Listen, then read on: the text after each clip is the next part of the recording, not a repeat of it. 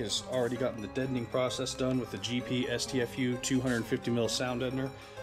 This sound deadener is extremely popular in hot rod shops, along with many other places, for, you know, helping keep out engine noise and all that stuff, and also to prepare the interior of the vehicle for a better acoustical environment.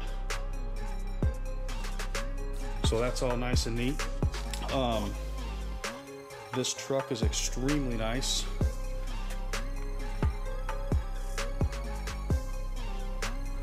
This is a friend of ours vehicle. Got the nice digital dash going down here.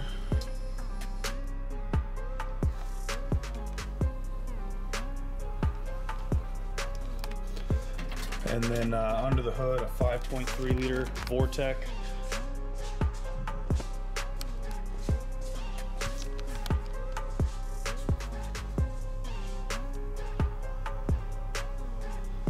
Northstar AGM34 with the GP terminals. This isn't the stereo wiring. We will begin that here shortly, and we will do full video build logs on it.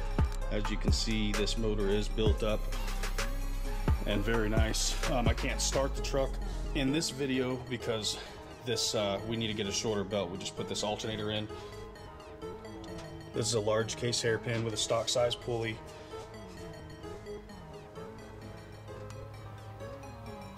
Team GP.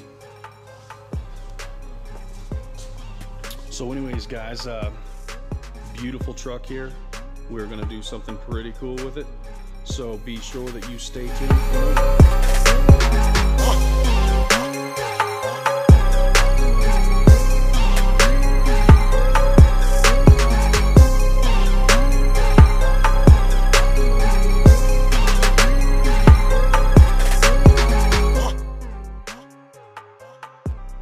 This is the DD Audio SL Series 10.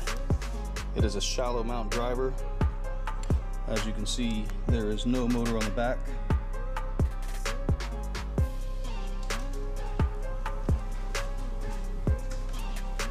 And the motor is a neodymium motor located on the front. As you can see the coil there, 3-inch coil. So we will be doing a build with one of these on a SQ1200 in that very nice Chevy pickup. What's going on, guys? Tyler with GPCarAudio.com here. This is a little bonus footage on the Chevy truck video. Someone ordered a dual input amp kit, and we've never made these on camera, so I figured we would show off the dual input amp kit for you guys. This individual ordered the 1-aught in green and orange. So we have two 3-foot pieces of green, two 3-foot pieces of orange for his power and grounds. And then he did the orange shrinks and green shrinks. On this one in particular, he's going to use the orange as the power. He added the fuse block addition to the kit. We give you the option to add fuses if you need them, or to go without if you already have them. So there's that. Also, if you do order one of these dual input amp kits, we can, you can just put in the order notes to crimp the other lugs a 1.5 foot in or something, if you want them to go ahead and be ready for just drop in. Otherwise, the way this was ordered, he will choose his fuse block locations on these wires and crimp them in. All right. So yeah, let's get this rolling here. So first, we're going to get the jacket stripped off here. And this is our GP OFHC Pure copper wiring, made in the USA. This wire is SAE certified. It features a dual jacket, and it is OFHC copper. That is a grade above OFC. So it's the best stuff we can possibly get. Best stuff we can put into it. We also use pure copper UL listed lugs, and these lugs are also made in the USA. We then take our 16-ton hydraulic crimper and get this all crimped up here.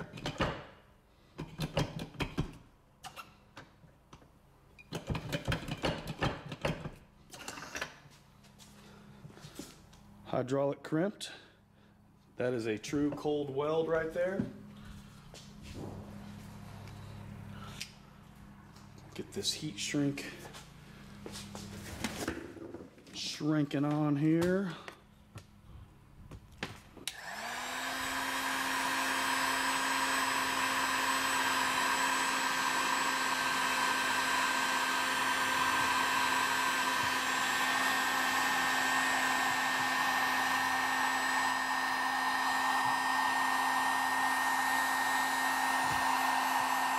All of our amp kits are handmade to order. We have a huge selection of kits.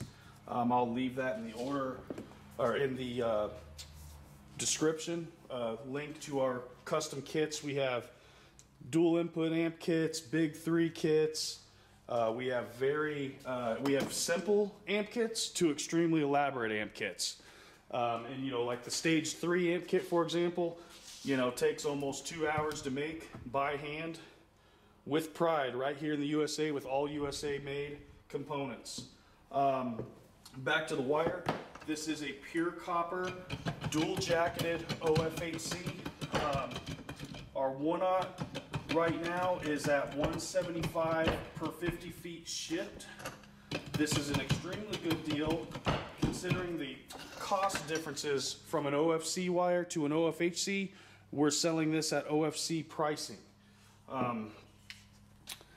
Like I said, we couldn't put anything better into this wire. Us being able to get this grade of wire to you at the prices we sell it for is an awesome hookup. By far, especially with copper pricing rapidly climbing over the last several months. So now we are on to the orange power wires here. And we'll get this hydraulic crimped on real quick.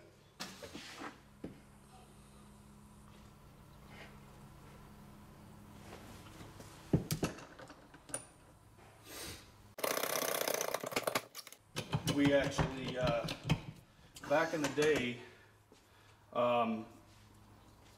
when we used to make RCAs on my back porch of my house, we'd sit there all day on Saturday and Sunday making RCAs. I had left a piece of our 8 gauge back there, and just in the full weather, and I was just going to see how well it held up. Well, anyways, I forgot about it until just recently, and this has been 2 years ago. So I went back in the backyard, and I had left it on the back porch table, but it had blown away, obviously, over by a fence. So it hadn't like been hit with a lawnmower or anything, maybe a weed eater or something, but I ended up finding the wire and it didn't have any damage to the jacket, so it was obviously out of the range of a lawnmower to hit it, being right so close to the fence. But anyways, I opened that wire up. The ends, it was in mud, so like the ends were obviously had like mud in the end, so I cut about a 1/3 of an inch off each side, and cut about a 1/3 of an inch off each side, and then from there expose the copper and 0 corrosion. And here, check out the video right now. Okay, so I just found this piece of wire. I knew I'd left a piece back here and it had blown over into the grass and the dirt. This is a piece of our 8 gauge for the win. It's been sitting out back here for like 2 years. In the full weather, you can see there's mud and dirt in the ends and dirt all over the jacket. So what I'm going to first do, I don't have my wire cutters with me, but I'm going to first cut that off. Then cut this off. As you can see, we're exposed back to pure copper. Now I'm going to try to get this jacket off with no razor blade. Just going to be interesting. Zero corrosion.